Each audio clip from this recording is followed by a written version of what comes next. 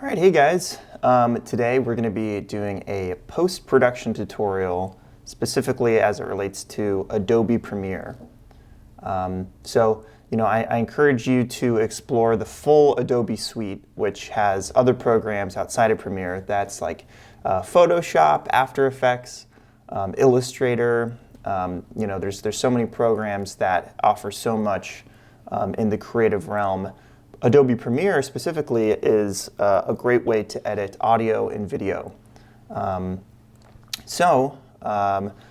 Before you hop into Adobe Premiere, I think it's important to have a quick conversation about file organization with the files that you gather from a shoot, whatever project that you're currently working on. I've mentioned that it's good to have an external hard drive to put your footage on. Here I've created a folder on my external hard drive that says Ball State. I have a subfolder that has this year's year. And this level of organization is pretty important because you don't want to just start dropping files into a big external hard drive willy-nilly, right? You want to have folders and subfolders that keep everything organized so that you, or let's say in another instance you hand off a project to someone else, you want them to be able to move around in the project and understand the organization as well. So I think it's really good to break out your files into these subfolders. So we have audio, edits, exports, and video. So audio, that's obviously going to be a place where you would drop in music files as you are acquiring music. Remember, music is so important. I think it's good to be doing that at all stages. Currently I have one song that I'm happy with. I have a few others, but I need to still drop those into the folder. Edits, this is where you're gonna tell Adobe Premiere to save project files to. So as you can see, I have a couple that I've already sort of started.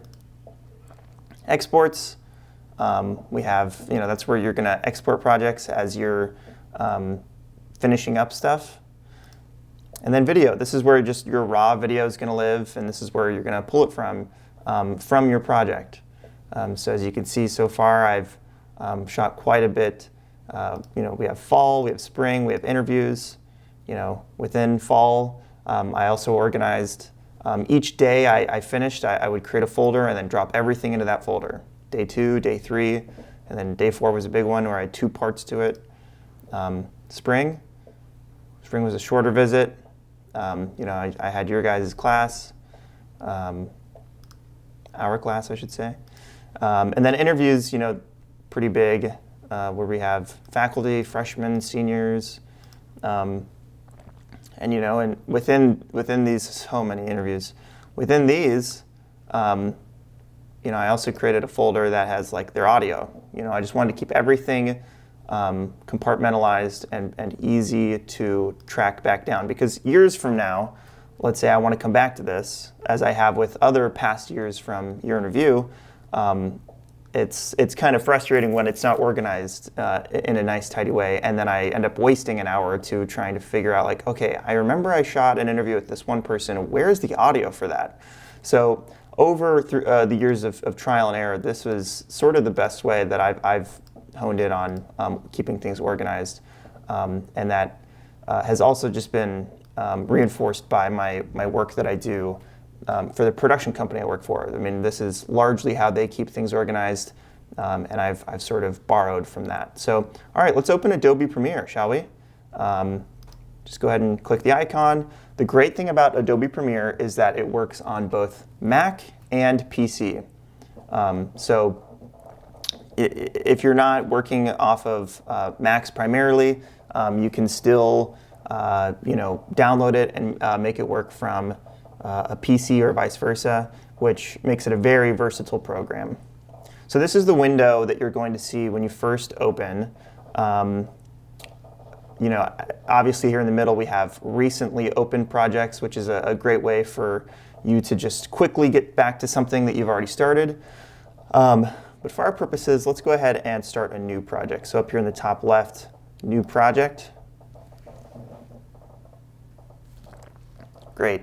So first things first, you're going to want to name your project. With organization, organization is top of mind with all of this. You want to, I think, make the naming convention pretty uniform across most things that you're working on. You could just say, let's say you're making a video about your dog. You might just say like dog video, and that's it. Personal videos are one thing, but I think when you're working on something that's a bit more extensive or something that's for a client, it's good to have a professional naming structure because there's a chance that other people will see this and you want it to have a certain level of professionalism. So, I think, in this instance, I'm working with Ball State, so I might put BSU. If I'm working with the theater and dance department, I might put DOTD. I think it's always good to put the date. Today's date is, for me, the 11th. For you guys, it's the 13th, so we might do that, the year. If it's a project that you're sharing with other people, it's good to maybe put your initials.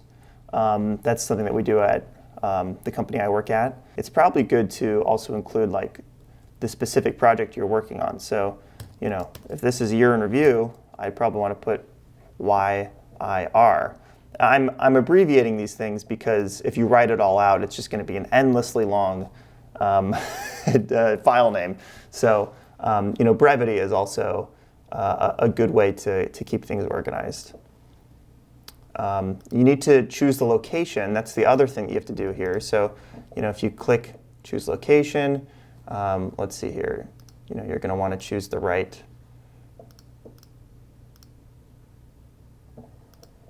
folders, go to edits.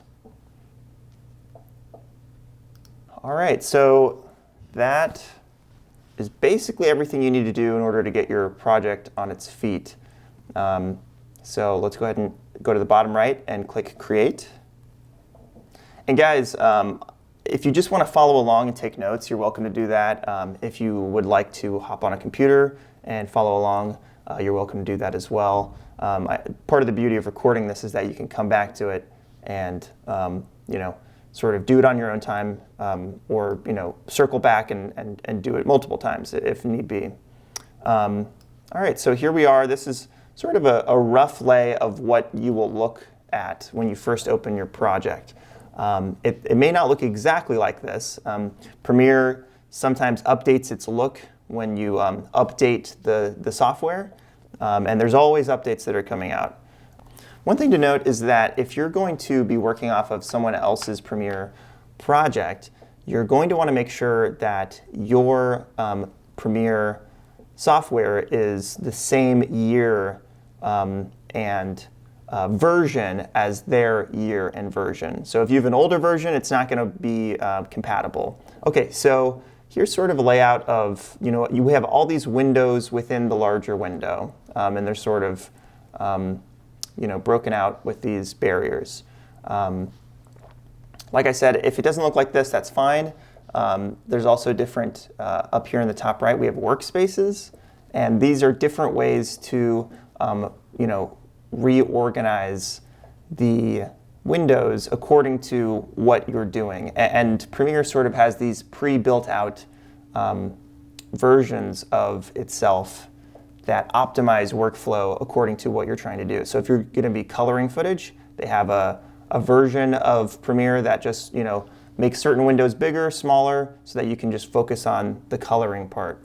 Editing and assembly, and if you're making a vertical video versus a horizontal video, there's a different way to do that. So that's something to maybe check out on your own time. So here in the bottom left of my Premiere project, we have this window that says project and then the file name that we just created. This is sort of an empty area that we want to fill up with our media. See, it says import media here to start. So I'm going to go down and click, right down here, I'm going to click new bin. And Bins are sort of like folders that you might create on your desktop or in your hard drive. And they just help keep everything really organized. You can also right-click and select New Bin.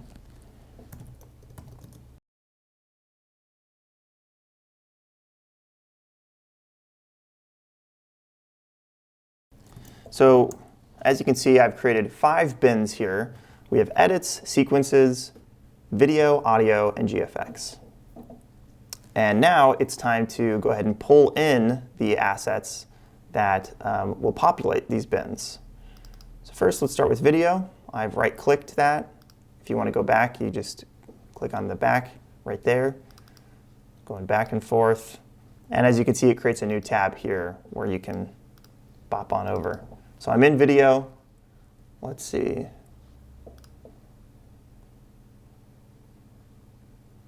Got all these different projects that So I'm in video. I go to my video folder. See, it's nice and easy now. Just go ahead and select all of these video folders with all the video that I've shot. And I go ahead and hit import. Now the way Premiere works is it's not literally importing these files into the project. It's just basically it's learning the file path from the project through Finder to the external hard drive. So if after creating this file path you decide to go into Finder and rename folders and move everything around, then you're going to have a syncing issue with Premiere the next time you open Premiere. So I would warn against drastically reorganizing files unless you really need to, which is why it's important to just be as organized as you can up front. Okay, so it's just saying, we have some unknown files, and that's fine. XML files don't really matter, just hit OK. So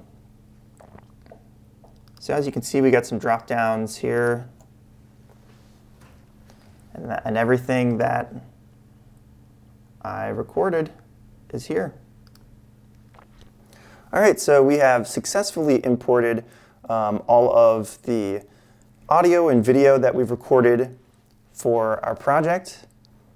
And obviously, we can see it all right here if we just open up and expand these folders, these bins. So this is where the fun really starts. So if you want to go ahead and preview some of the footage that you've captured, I'm just going straight here to the very first video that I recorded. You can just double-click the file like so. I think it's best to double-click the icon. If you double-click right here, or if you click right where the name is, it's inviting you to edit the file name, which you can do, but you don't really need to do. So double-click, and now you can see the video, or one of the frames of the video, has appeared here in the top left. This is sort of the source preview window. So this is, if you pull the little blue tab here at the bottom, you can scrub through the footage. Scrubbing is where you're just sort of quickly glancing through a video by pulling the marker through the timeline of the video. So, I could skip ahead to this other video. We're outside of a classroom. It's just a good way to quickly get an idea of what you have, what you're looking at. But we want to start editing video, right? So we have this sequences bin that we've created, and you're probably wondering, well, what does that mean? So we have sequences here. You'll notice over here we have our timeline. It says no sequences. So let's go ahead and make one. File, new, sequence. And there's shortcuts for everything. As you could see, Command N would have gotten you here a little bit quicker. But this is what a new sequence, or creating a new sequence, looks like. So first you have your sequence name. And I think we're going to go ahead and make this sequence just fall B-roll. Now, whatever project you're working on, it's sort of scalable, right? I mean, if you just want to have a broad B-roll sequence, you can do that. If I wanted to make this more specific and make it just exterior shots B-roll, I could do that. but you know, it's good to go through the settings and make sure that your settings are going to match the video that you have recorded. So the frame rate is right here. The dimensions are right here. This is where the conversation you've had with your client really matters. If your client wants 16 by 9, which is 16 by 9 video as we see here, then that's definitely what you're going to want to edit in. If your client is wanting like a TikTok video, then you're going to want to flip this and make it 9 by 16. In which case, you would be going 1080 by 1920, and then you can see now we're at 9 by 16. That is not what we're editing the year in review video in, so I am making it 1920 by 1080. I've named the sequence Fall B-roll. All these other settings are pretty much good to go. I mean, you can delve deeper into, if you want to change the audio settings or things like that. But generally, this is all you really need to worry about. So I'm going to hit OK. And great, now the timeline has fleshed itself out, and we have the program window is all black, which means we don't have anything on our timeline, so it's not showing anything, right? And I'm scrubbing through it the same way that I was scrubbing through the source preview window up here. I'm grabbing this blue chip with a blue line running down, which indicates to me where on the timeline I'm looking. And as you can see, as I'm clicking and dragging, the timestamp here in the left-hand corner is sliding up and down as I'm sliding up and down. All right, so in the sequences bin that I created, I now have a sequence that says Fall B-roll. If I go back, I can see it through the drop-down version of the larger project as well.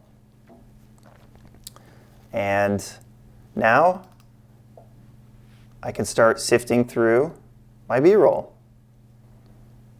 So I'm just watching, I'm looking for what is a fun shot that I can maybe pull. That's kind of fun. I sort of start on a blue sky and I tilt down.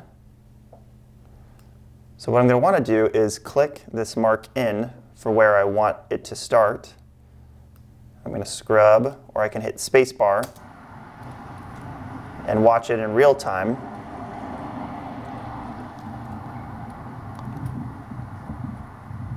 And whenever I want it to end, or whenever I feel like I've gotten the full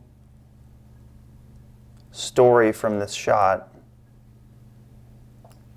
I hit mark O, or I can hit O on my keyboard. And now we can see we have this highlighted segment of the larger clip. So now I drag.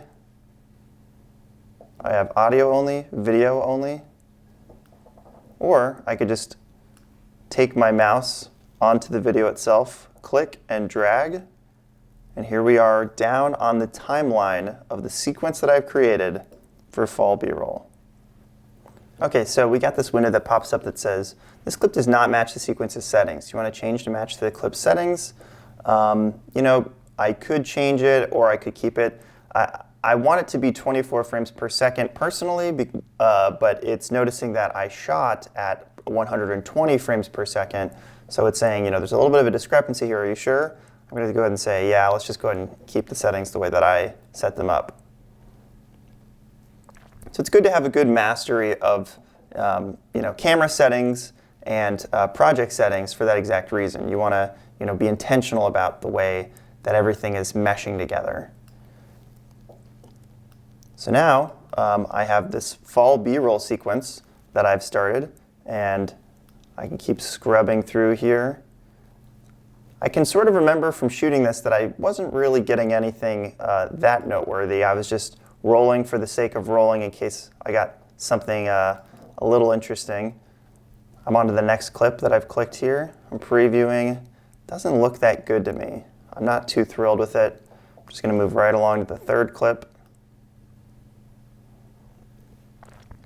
Now this is where, editor Nick is sort of having a a conversation with Shooter Nick where I'm like, what were you trying to do here? I'm not really seeing a story being captured.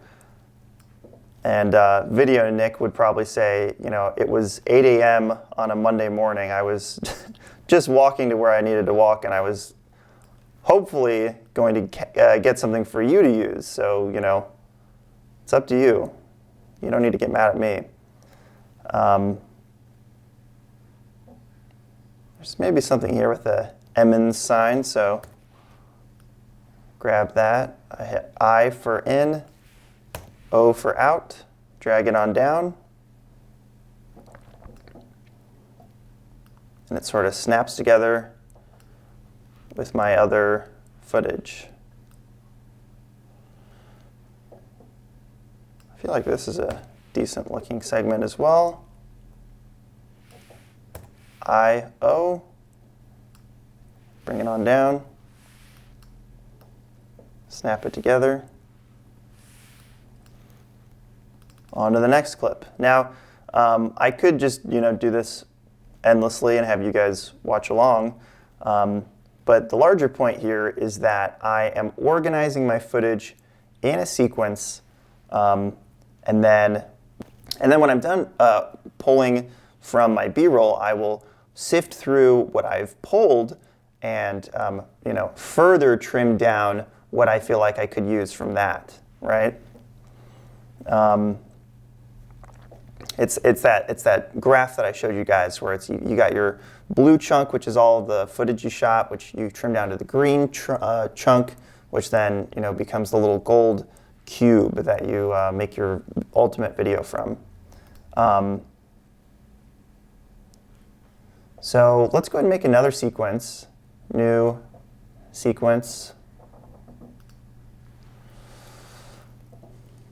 And this one will be interviews. So we're just looking at the same settings as before. So we have our interviews sequence. And this is where you go into interviews. All right, so we got Andrea and John Sadler. I'm just going to drag their full video, straight into the timeline for the interview sequence. So as you can see, with any clip, you have video, V, which are these top lines, and you have audio, A, which are these bottom lines that appear beneath it. When you drag in a clip that has video and audio, they will always sort of be linked together no matter where you drag them. Now you can unlink them, but it's probably best to keep them linked because they're synced according to how you recorded them in real time. Now I did also put a lav right here on John, and that is going to be better audio than the internal audio seen here from the camera. So I have already named all of the audio files. So I've clicked and dragged the audio file from that lav, and I've put it right here.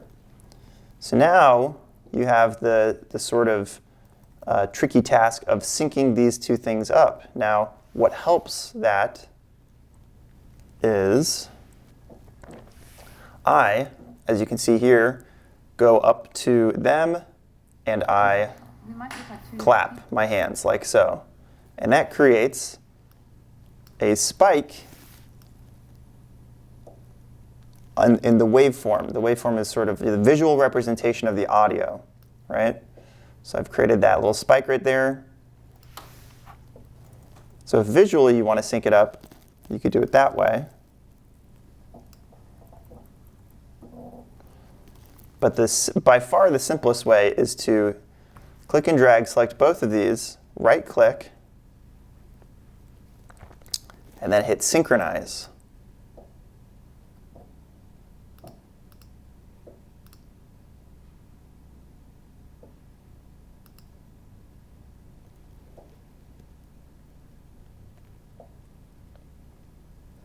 And now it's going to analyze both of the audio tracks and match them up perfectly.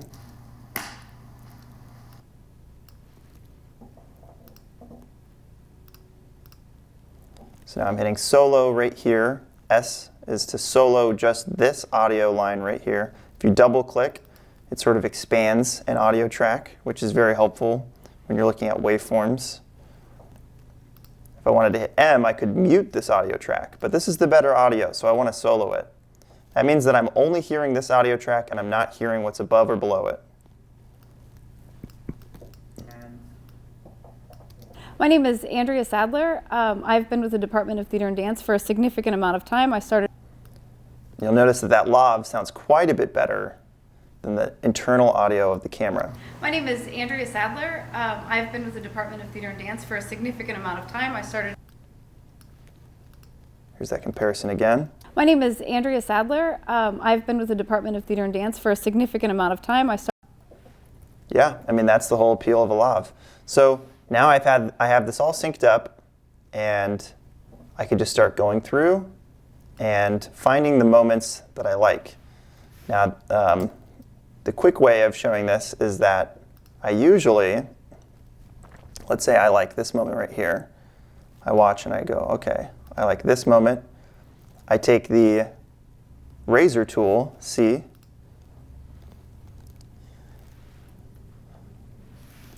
and then I place cuts in the section that I like. I go back to the selection tool, V, and then I lift.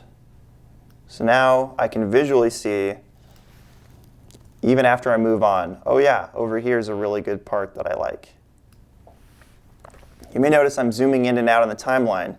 On my keyboard, the minus helps me zoom out on the keyboard, and the plus helps me zoom in. You can also achieve this by here at the bottom, you got this little bar that you can click and drag to do the same thing. Click and drag. It helps you zoom in, zoom out on the entire sequence. So let's say I get to here. Looks like they sort of have a laugh. Yeah, that's pretty good. So I just made a cut, and I've lifted. And then you do that with each interview. Obviously, I have a lot of interviews to go through. And yeah, that's sort of an overview of just sifting through footage, getting it all organized, and getting your project off on the right foot. Now, once you've finally organized all of your B-roll and all of your interviews, it'll be time to start working on assembling the project itself. So this is where you're going to make one more sequence, and you're going to call it assembly. You can customize this further. All right, so now I have a new sequence here. If you ever want to change the name, you just click on that. You can edit it like so. All right, so I'm here in this new sequence. And as you can see, we got tabs up top of our timeline that let me click through each of them. So let's say I really want to use a moment from an interview that I just found. Again, I'm using the cut tool to make sure that it's cut all the way down. If you do Shift, it'll cut every line top to bottom, and then click. Every line, Shift, top to bottom, click. V, I'm back to my selecting tool. I'm clicking and dragging. I'm hitting Command C to copy, or you could right click and copy. And I'm going over to Year in Review Assembly, or just my assembly, and I'm doing Command V or right click paste. And all of that is now right here that you're sharing. Now I've created a new thing, so a new sequence. I've created a new sequence, so it's not going to have the soloed audio like I did in the other sequence. So you want to, click that same button if that's what you're still trying to do. Let's say I want to keep this native audio handy, but it's more simple for me to just turn it off. The way I would do that is I'd right-click and I'd hit unlink. So now it's there, but it's not attached to the video. I'm going to right-click again, and I'm going to hit enable. So now it's sort of this darker color that we can't really see anymore. So it's still there, but it's not active. I've disabled it. Now if I want to enable it, again, bring it back, I would just right-click and hit enable, and it's back. So this is just sort of a more organized way of turning something off that you don't want without deleting it. Because once you delete it, you've created a headache later on where, let's say you want it back again. It's like, crap, I got to go find that thing. Where is it? It's like, oh, well, I already have it right here. It's just disabled. I want it back on. Let's turn it back on. So this is a nice way to keep things on your timeline without deleting them if you don't need them and you might want to bring it back later. So I'm pretty sure I don't want the crappier audio. I want the better audio that I got in the lob. So this is the way that I'm going to Yeah. I don't know. I think keep that organized. So other basics, here we have other tools that we can use. I think the most common tools that we use are the selection tool, which is like, your mouse, the razor tool, which is C, and then you have your type tool, which is T. The way that works is, let's say you select that, you click here,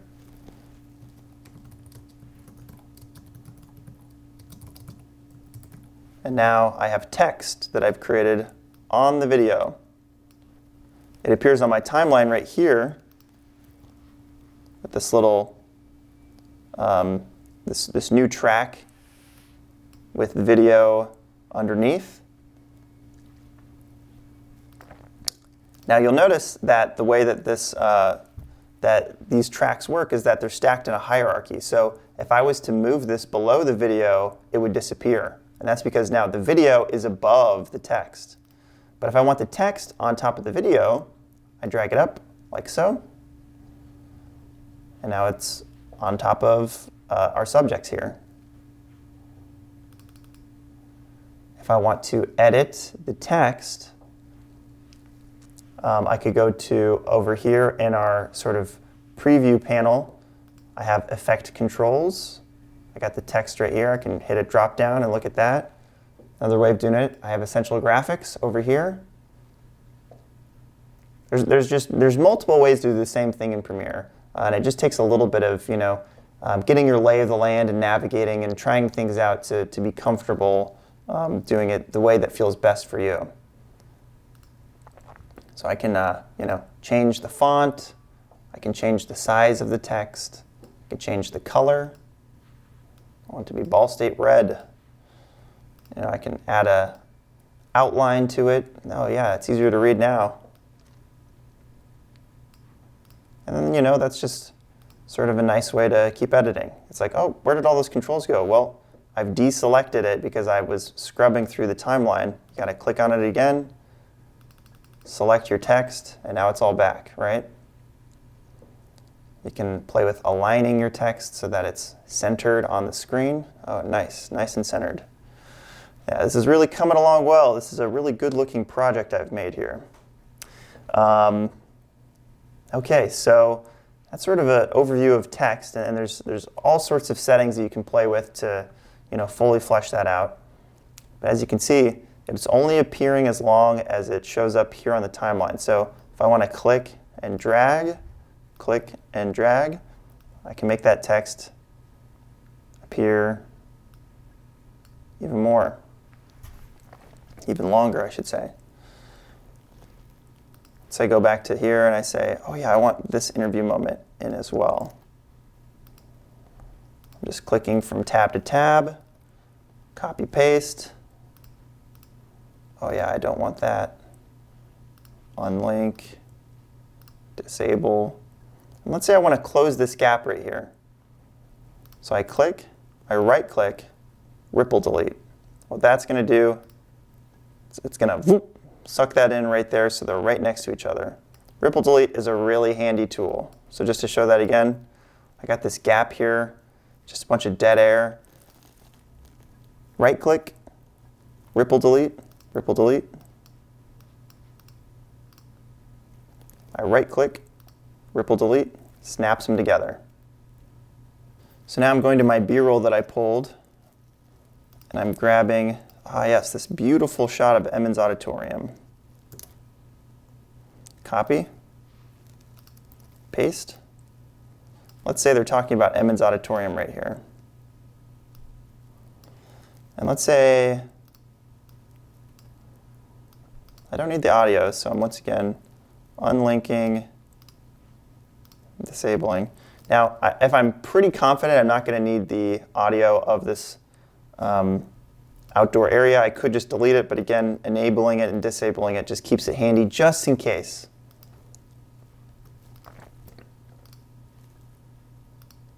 I could link it again so that no matter where I move the video, they stay attached. The whole point of unlinking it is so that when I disable, I'm only disabling the audio and not also the video. So here, we see them talking, and we cut to our B-roll, right? Part of the beauty of B-roll is it's covering up this edit right here. See this line? We can see this clear cut.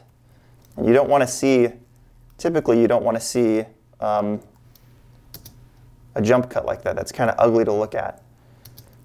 So you want to cover that up with B-roll, right? So we're looking at them, and then we're cutting to our B-roll. Nice and pretty. Now, one more thing that we can look at with B-roll is the element of time. Let's say I want to look at my footage. I can go down here and look at the icon view.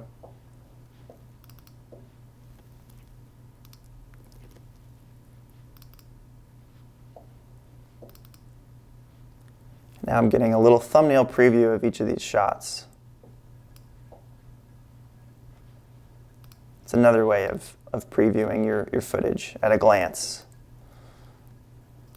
Okay, so I found a good B-roll shot.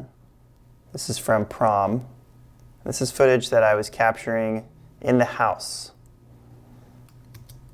So we can see it's a pretty dynamic shot. Everyone's dancing. It's full speed. Here's the curtain call. Everyone's bowing. So let's say I really like that bow, and I wish I could make it stretch a little bit longer. So I'm hitting in,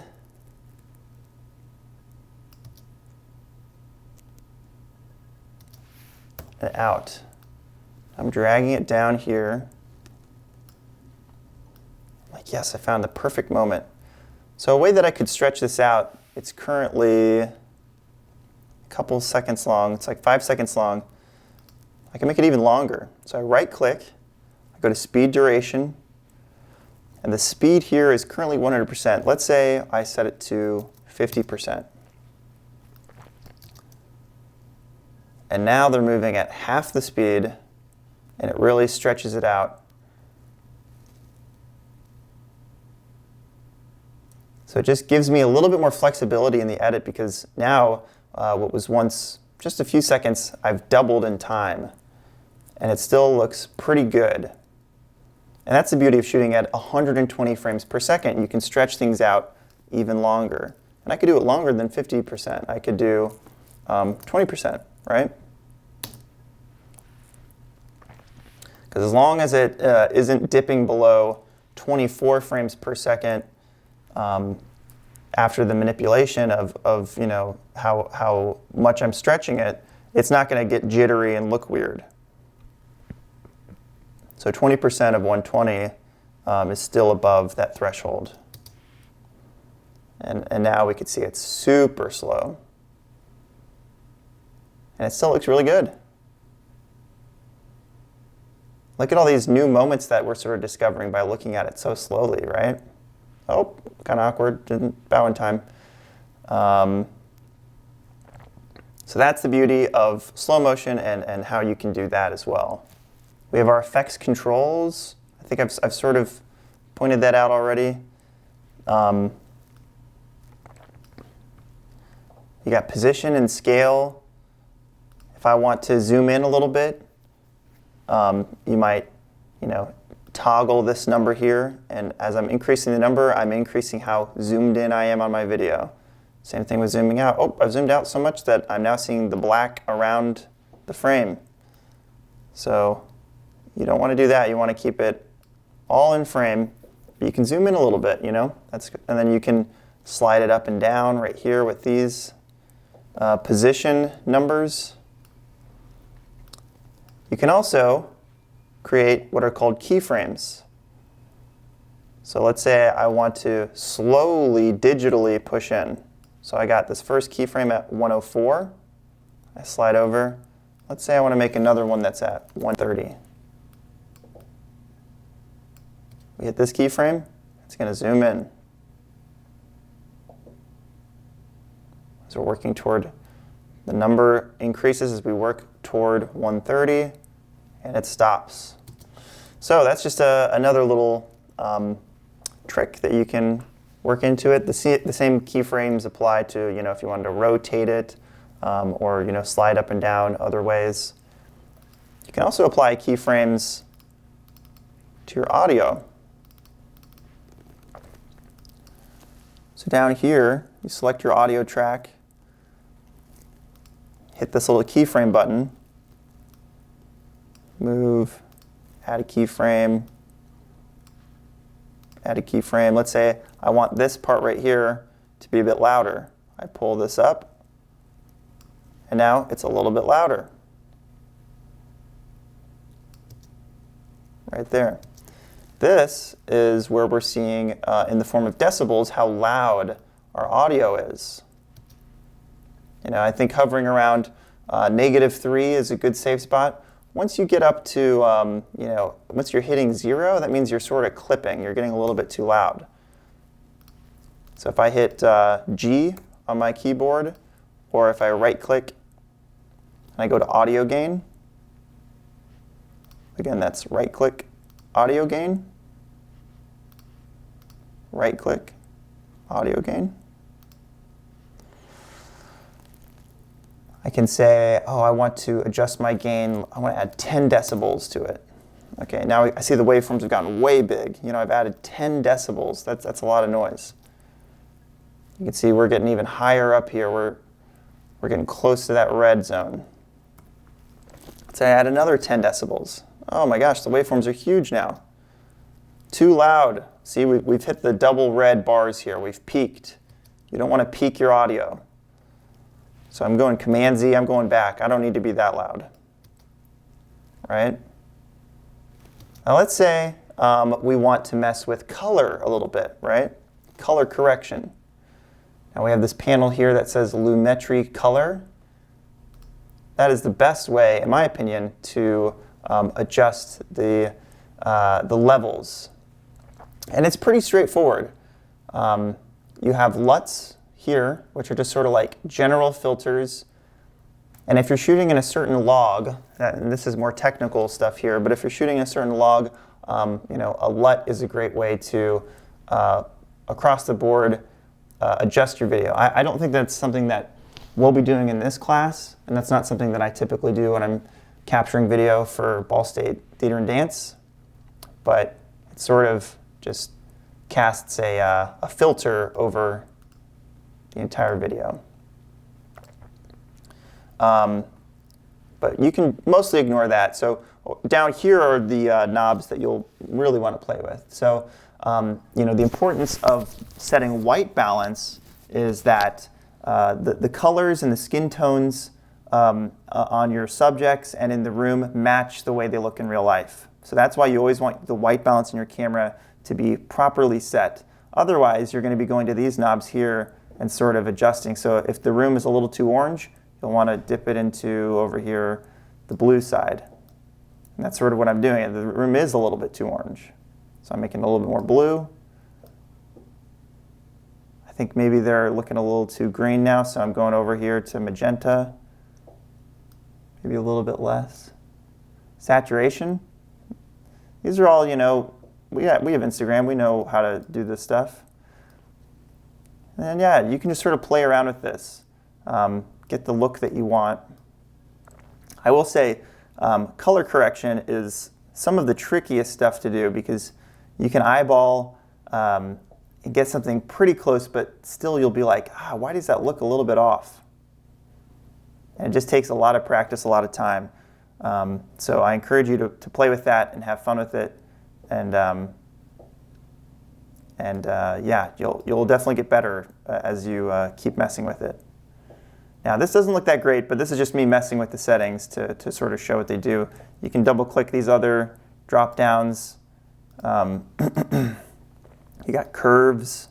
And the beauty of having a camera with a good sensor is that there's all this visual data baked in that allow you to mess with the color in a really dynamic way. If you have a camera with a less sophisticated sensor, then you're going to have less visual information in your image to make these adjustments. So that's the beauty of getting a really good camera with a really good sensor, because now you can play with color in a really dynamic way, the way that filmmakers do.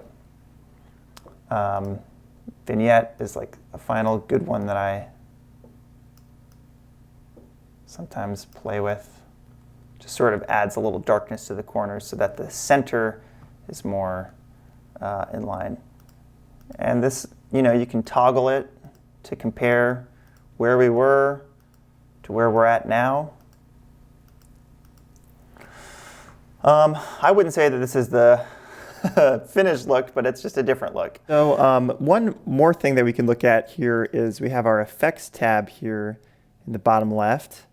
Again, the whole orientation of your layout could have it so that it's in the top left or in the center or the right or somewhere, but you do have an effects tab, and anytime you have trouble finding something in your windows, you can always hit the window drop down and find exactly the window you're looking for, whether it be Lumetri Color or your effects window, and then it'll guide you straight there. So effects, here we go.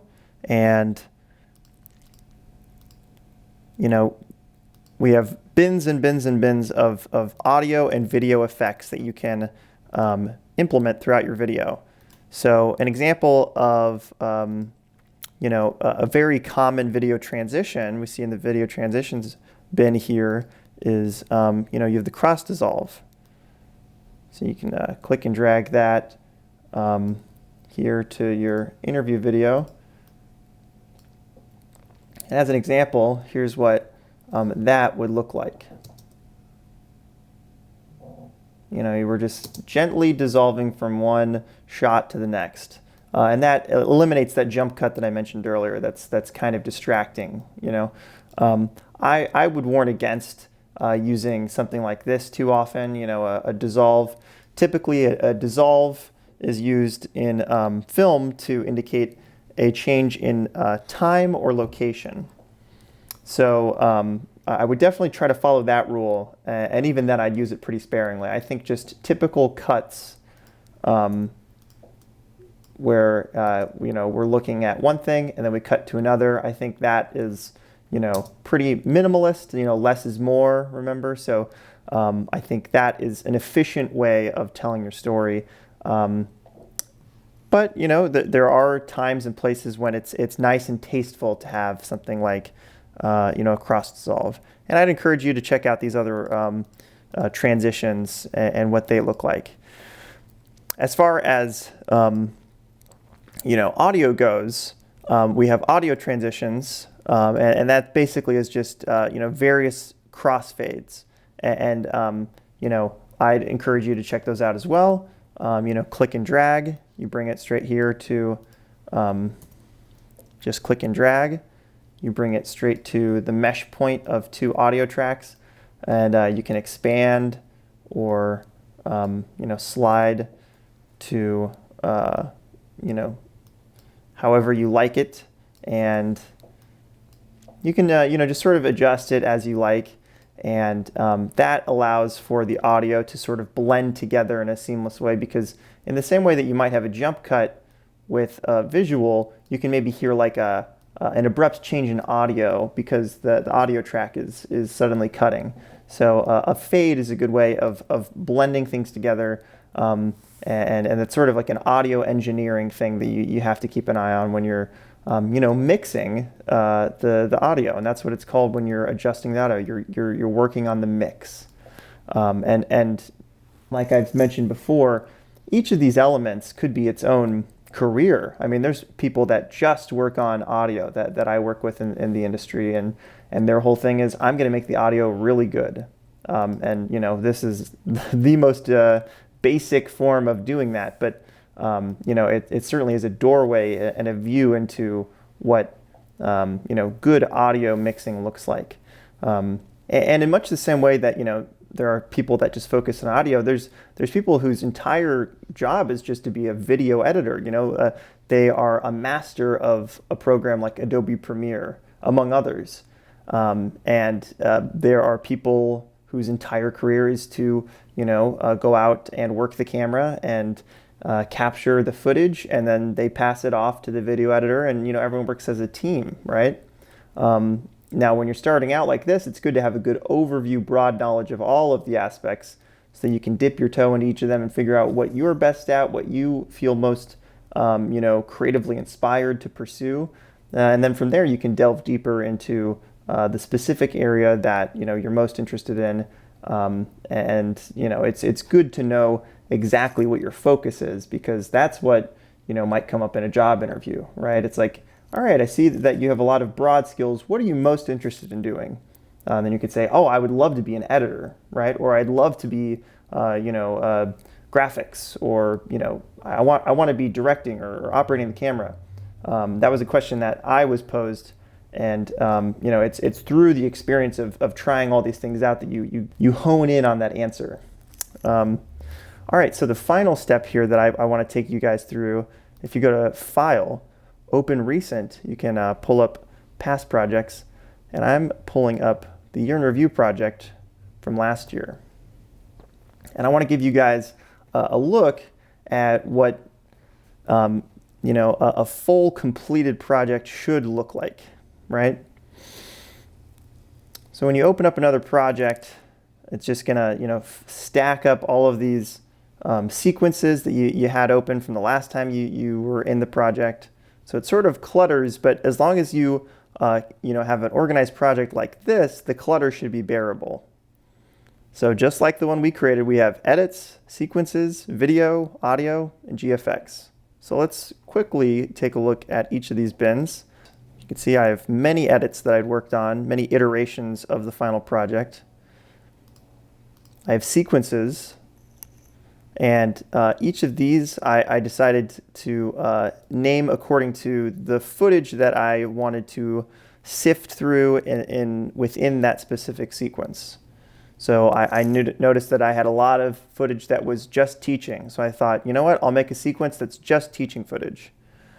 Same with interviews, same with acting, campus, dance, design, tech. There's so many disciplines within theater and dance, and you want to make sure that you give each of them their fair share of coverage. If we want to just pop in a couple of these, here is stuff that's all specific to Strother. I'm just sort of scrubbing through the footage. And it looks like a lot of this is show footage, right? A lot of show footage. And for each little clip, that's, maybe 5 minutes of unused footage that I sifted through to get to a point that I liked. Here we have teaching. This is just a glance at, the timelines that I have here. And as you can see, I did some of that lifting stuff, right? I lifted the parts that I liked best.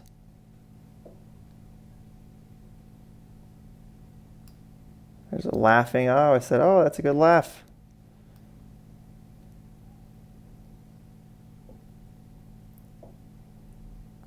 Lots of really good stuff here.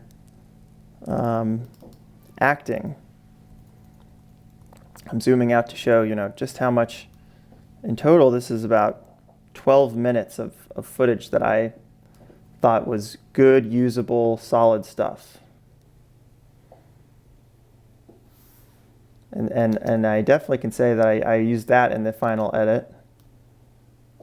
Same with this shot. Whoop, whoop.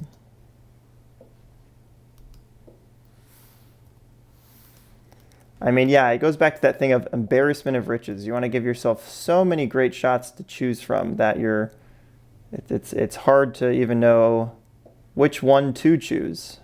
You want to make that the challenge. The challenge is, which do I choose from? As opposed to, man, I don't have enough to work with. What do I do?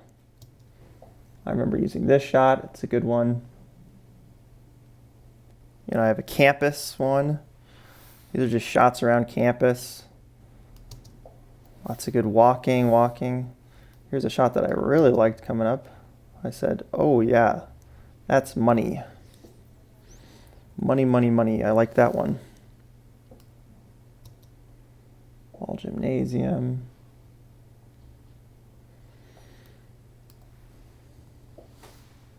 Here's a shot I liked of beneficence. Dance, this whole timeline right here is just dance footage.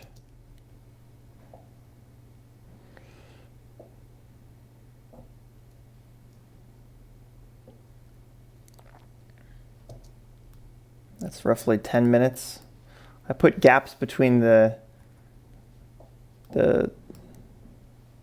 layouts of the room or the setups. So it's like here was a nighttime rehearsal. And then I said, okay, I'm going to put a little bit of a gap. The next time I was there, it was a ballet class the following morning, So just it's a visual way within the timeline of separating things out. And you can, further organize things. Like let's say I wanted to make this whole ballet class really pop on the timeline. I could right click, I could go to label, and I can make it a different color. I could say, let's make this green. Now that's green. I could even, click up here at the timeline. I could hit M on my keyboard, M. That makes a little marker. I could double click that. I could say ballet class. And I could drag out the duration of it a little bit. I can hit OK. Drag it out some more right here. Now I have multiple visual indicators of, yes, ballet class. So at a glance, I can, hop in here and say, okay, yeah, I know what I'm looking for and I can find it that much more quickly. Efficiency is the name of the game. Design tech, got a whole bunch of stuff that I pulled. And this takes time, right? This is a lot of time having to sift through all the footage and organize it and drop it into the right sequence.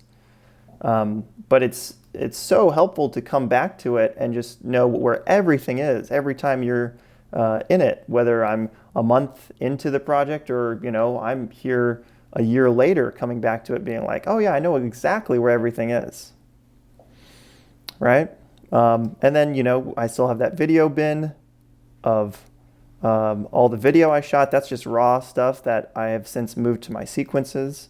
Audio, I got music, and then GFX. This is usually not that heavy of a GFX project, but I had this title graphic that I made that took me about a day to design, and that was featured in the final edit, right? So once you have all this footage organized, then you take your video, you put it in sequences, you organize it in all the sequences, you know what are your best shots. You're kind of working backwards. Now you're able to hop into your assembly, right? And I think it's best with a big project like this to start with something that's called a radio edit, okay? So here's what the radio edit looked like for last year's year in review. So basically a radio edit is when you lay out the music for the piece. So in the same way that radio has no visual components, there are no visual components to a radio edit, right? You're just hearing the the main music. You're just hearing the music and the emotional journey that takes you on. So it's sort of helpful to just lay out your music and then sort of fill in the video components from there after. And I'll just play this for you so you can sort of get an idea of what I mean by laying out a radio edit.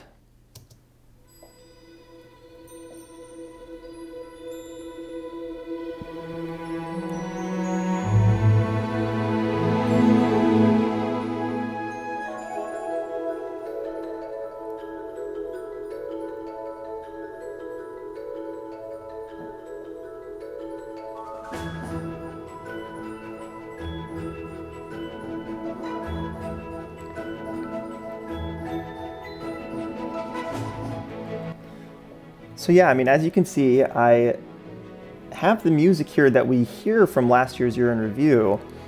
I'm not exactly sure when I do this what visuals will be there, but I just know from the music and from spending so much time listening to music that this is dynamic, good music. Yeah, see that big pop right there? It's dynamic, good music that fits the tone of the piece that I'm creating and also has enough dynamism in it that it really gives me a lot to work with in terms of telling a story. It pops up and down, it swells at certain points, it gets quiet, it gets loud, and it, like I said, fits the emotional tone of the story that we're telling. It's exuberant, it's youthful, it's epic, it's energetic. And it sort of borrows from like musical theater in that way. It has a sense of adventure about it, and that's what really drew me to this song. And as I'm listening to it, I'm picturing like, oh yes, I could see big show moments happening at this part of the song. And then you want it to really hit a big epic crescendo moment at the end that can tee up maybe a big title card, right? And that's what I ultimately ended up doing.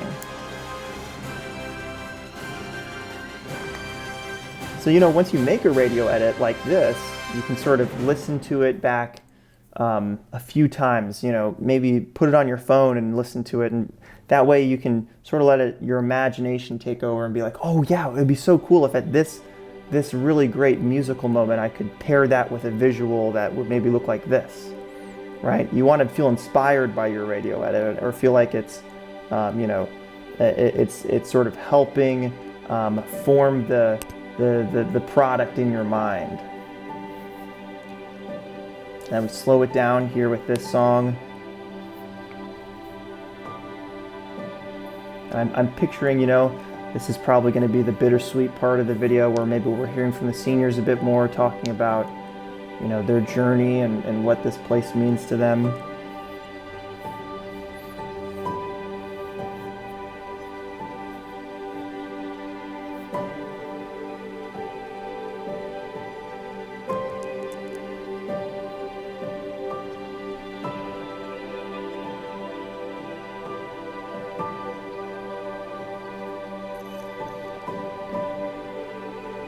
I think you guys get the idea, right? So I'm just going to stop it right there. That's the radio edit. And from there, you can build upon it with what I have here as the R0.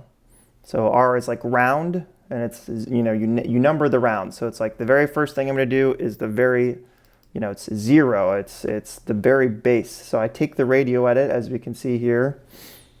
So I copy radio edit, I paste it, and I rename it R0. And then from there, I layer in video assets that I feel like partner with the music and start to flesh it out. And the first thing that you want to pull from are your interviews, right? You're taking good sound bites that you've lifted from, as we see here in sequences, I have my interviews. And I have all of these interviews with people, and I've lifted the moments from their interviews that I liked. I didn't get to use all of the interviews, but I did go through all of them and try to sift and find good bits. Oh, sorry, Bill, you didn't make the cut. So then you rewatch that, you find the ones that you really like, you lift those up at the highest track, and then you take that to your R0 and you start layering those in, partnering them with the music, finding good ways to tell a full story, and you're just fleshing out that radio edit to now be a real edit. So then from that we go to R1, 0.1, and you just keep building. Now I'm stacking on B-roll, right? I'm putting B-roll on top of these interview moments. And I don't know what every moment is, but I have some gaps here where I'm like, I'm not quite sure what's going to be there yet, but I think I know how to best partner with a certain few moments. I remember one of the first things I figured out was this clap moment where we have 2023, she claps, it says 2019. I was like, I think that would be a really powerful moment just to, cut back and forth between her being a freshman and a senior. That was one of the first things I figured out. And it's good to just have, at least one thing that you figure out in your edit that partners really well with music and sort of gives you that, goosebumps feeling of like, oh yeah, okay, I think I found something really special here. And that's what you're working toward when you're, editing in a really creative headspace. It's, I want to make a special moment out of this where the music and the message and the tone are all really, gelling together. And I'm sending something home that, I think an audience will get chills from watching. That's the goal. You want to make them think and feel and, laugh and cry and all those things. So moving on, point 2. The reason why you make these little chapters is so that, if you start to feel yourself, it's like, okay, I think I'm gonna take a big risk here. I'm gonna copy the version I have, paste, so you hit Command C, Command V. It's like, okay, I got this new version. I'm gonna rename it point 2, right? And then you hop in to it. And you hop into it and you start making changes that take it in a new direction where, okay, I'm not really sure I like this new direction. You can always go back to point 1 and then you have the version that you were at, right? But usually you have a pretty good sense of, you got to keep fleshing it out, right? So as long as you keep fleshing it out, you're not going to have that many regrets. So you keep fleshing it out, you keep adding B-roll. Point 3. Yeah, just keep scaling it up. See how the timeline keeps filling up with more and more clips. I'm stacking them. I got shots on top of shots. Obviously, the higher up tracks are the ones we're seeing. If I hit this eyeball marker, we can see underneath what was below that. Oh, had a big kiss. Got rid of it though. Didn't want it. Fleshing it out, fleshing it out.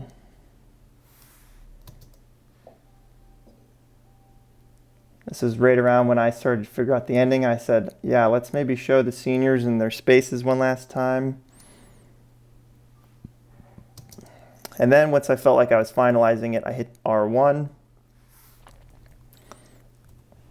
Now, I could have started with R1, R2, R3, R4, R5, but I am just accustomed in my work to starting with R0, making a bunch of versions of that, then R1. Let's say Bill had a bunch of notes on R1.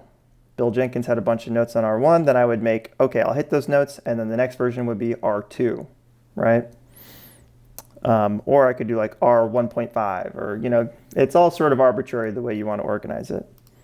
But yeah, this is what the finished R1 looked like on the timeline. We have what was originally our radio edit, which I've now, I've added all these keyframes to the audio to, mix it so that it partners well with the audio from the interviews, right? You can see like when people are talking, I dipped the audio down lower. I dipped the audio down lower with keyframes. And then once Brock here stops talking, the music swells back up, and it swells as this guy falls into his friend's arms. Boom.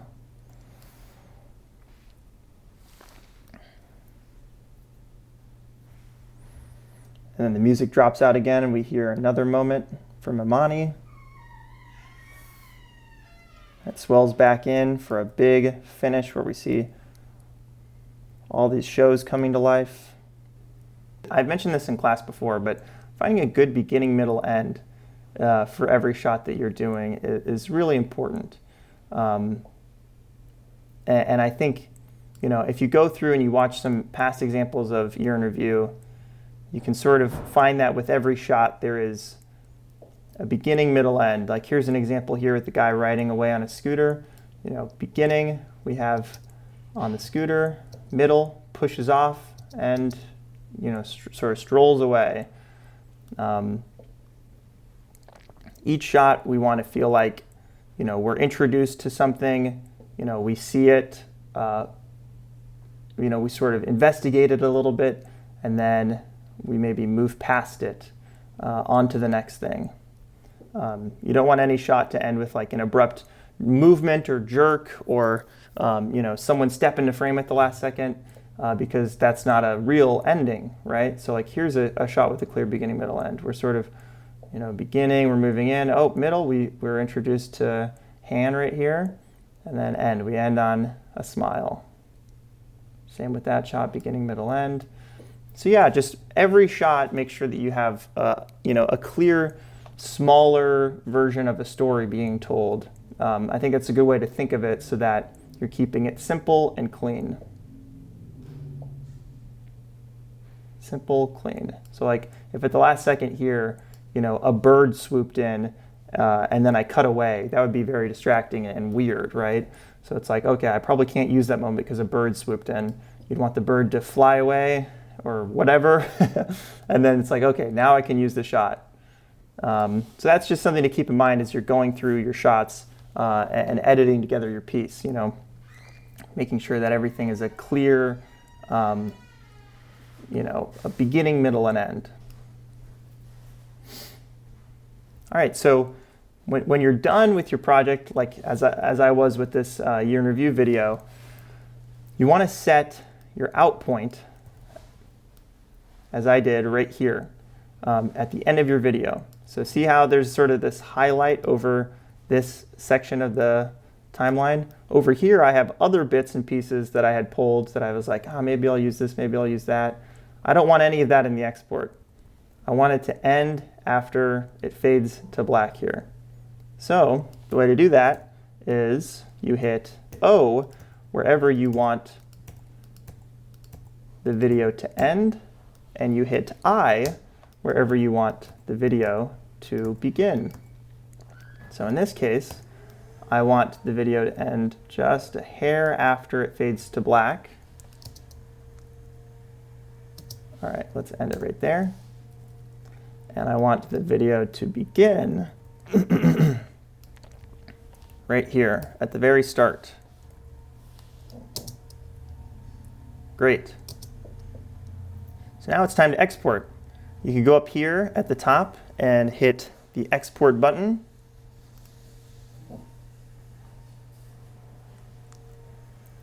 And now you have what will be the file name that you're creating. You're choosing the place right here. If you click here, you're choosing the place that you want it to go. You've created your exports window already, so you're just going to export it right there.